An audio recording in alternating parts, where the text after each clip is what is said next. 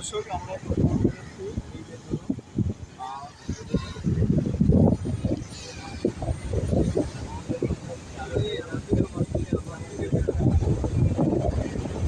আমরা এখন আছি মালদ্বীপের বিখ্যাত মাফুসি আইল্যান্ডের সামনে, মাফুসি আইল্যান্ডের বিকিনি বিচের সামনে।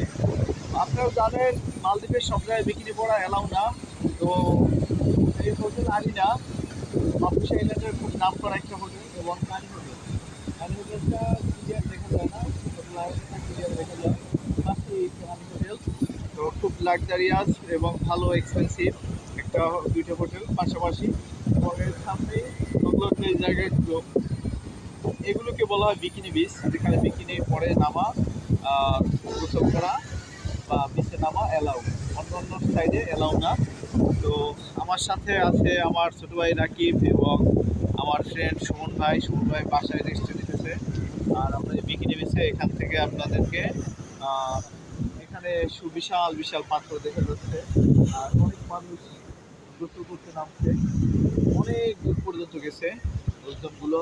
একটু দেখুন, অনেক দূরে, প্রায় 200-300 মিটার বা আরও বেশি দূরে হবে মানুষ গোসল করতে গেছে। আর ওই অনেক দূরে ক্যামেরা আসবে কিনা আমি ক্লিয়ার না, আসতে পারে। ওখানেও আইল্যান্ড রয়েছে, ওগুলো মধ্যে প্রাইভেট আইল্যান্ড। এবং প্রাইভেট আইল্যান্ডগুলো আপনারা জানেন খুবই এক্সপেন্সিভ, কারণ এই আইল্যান্ডগুলোর এই হোটেলগুলো এই $300-400-1000 পার নাইট ভাড়া। আর প্রাইভেট আইল্যান্ডগুলোতে 5,000, 10,000, 15,000 টাকা, $15,000 পার নাইট ভাড়া, মানে বাংলা টাকায় 10-15 লাখ টাকা এক রাত্রের ভাড়া আসে। তো যেখানে আমাদের দ্বারা এই খরচ বিয়ার করা সম্ভব না। আর বাংলাদেশিদের জন্য সবথেকে কম প্রাইসে এবং সাধ্যের মধ্যে এই মাফুসি আইল্যান্ড এখানে থাকা সম্ভব। আমরা বলতো এই আরিনা এবং কানি হোটেলের থেকে মাত্র 6-7 মিনিট দূরত্বে পিছনে বিলিস হেভেন হোটেলে আমরা 3 জন অবস্থান করছি। পার নাইট আমাদের ভাড়া আসতেছে 15,000 বাংলা টাকার মতন, মানে 3 রাত্র আমরা এখানে অবস্থান করবো মাফুসি আইল্যান্ডে। 3 রাত্রের ভাড়া আমাদের আসতেছে 45,000 সামথিং।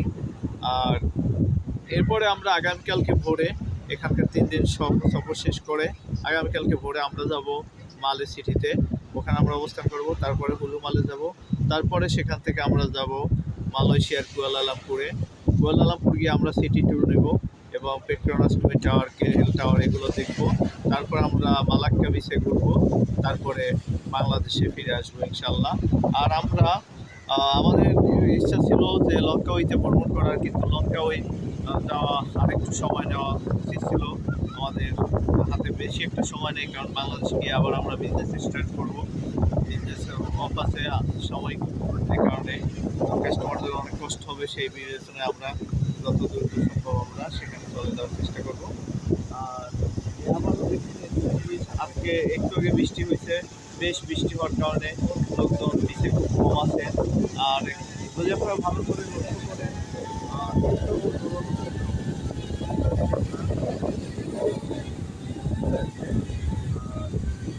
লক্ষ্য করেন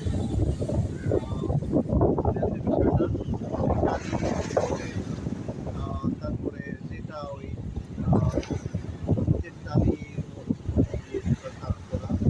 তারপরে আপনার ওই সাইডেরটা পাশাপাশি, কিন্তু প্রত্যেকটা হোটেলের ব্যালকনিতে মানুষ আর মানুষ যেখানে বসে সামুদ্রিক ভিউ বা সি ভিউ বলা হয়, সেটা খুব সুন্দরভাবে দেখা যায়।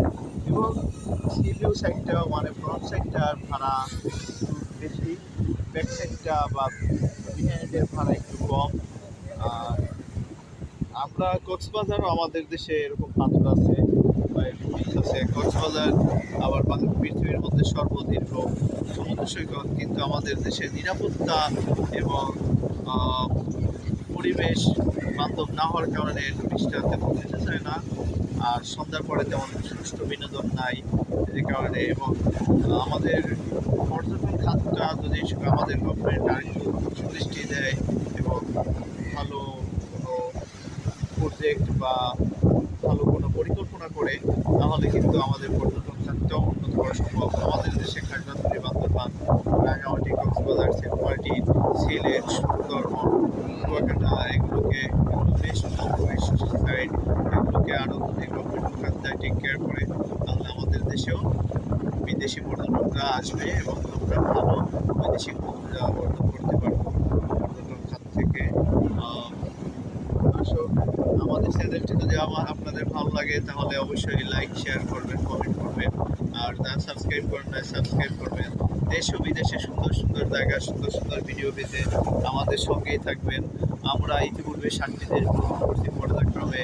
ইন্ডিয়া থেকে আমরা ভ্রমণ শুরু করছি, ইন্ডিয়ার পরে থাইল্যান্ডে আমরা করেছি পাতায়া এবং ব্যাংকক। নেক্সট টাইম আমরা আবার থাইল্যান্ড যাব, তখন আমরা Phuket, Krabi, Phi Phi island, Miami এগুলো আমরা ঘুরবো। আর থাইল্যান্ডের পরে আমি ঘুরেছিলাম গত বছরে সিঙ্গাপুরে সেন্তোসা আইল্যান্ড এবং মেরিনা বে, ওখানে ঘুরেছিলাম। তো তারপরে আমি ঘুরেছিলাম মালয়েশিয়া কেএল সিটিতে, কুয়ালালামপুর, পেট্রোনাস টুইটার, ন্যাশনাল মস্ক এবং বিভিন্ন নামি দামি মসজিদগুলো দেখছিলাম তখন। তারপরে আমি ঘুরেছিলাম ভিয়েতনামের হালং বে এবং হানয় সিটি আমি ভ্রমণ করছিলাম, খুবই সুন্দর জায়গা। আর ভিয়েতনামের হালং বে ওয়ার্ল্ড হেরিটেজ সাইট, এটা ইউনেস্কো ঘোষিত আন্তর্জাতিক মানের একটি পর্যটন কেন্দ্র। তারপরে ঘুরেছিলাম চীনের গুয়াংজু সিটিতে, ক্যান্টন ফেয়ার আমি পার্টিসিপেট করছিলাম, ক্যান্টন টাওয়ার দেখছিলাম। তারপরে আমি ঘুরেছিলাম গত বছরে দুবাই মানে ইউনাইটেড আরব আমিরাতের দুবাই শহরে। আমি দুবাই ছিলাম, ওখানে থেকে আমি দুবাই মল, দুবাই মিউজিয়াম এবং বিশেষ হাইরাইজ বিল্ডিং 163 তলা বিশিষ্ট, ওটার নাম হচ্ছে আপনার বুর্জ খলিফা, সেখানে আমি ঘুরেছিলাম। আর তারপরে আমি আবার এবছরে 2বার ইন্ডিয়া গেছিলাম। একবার আগ্রার তাজমহল দেখছিলাম, তারপরে এবং দিল্লিতে ভ্রমণ করছিলাম। দিল্লি ফোর্ট বা রেড ফোর্ট বা লালকেল্লা ঘুরেছি। তারপরে ওখানকার রাষ্ট্রপতি ভবন সেখানে ঘুরেছি। তারপরে ইন্ডিয়া গেট সেখানে ঘুরেছি।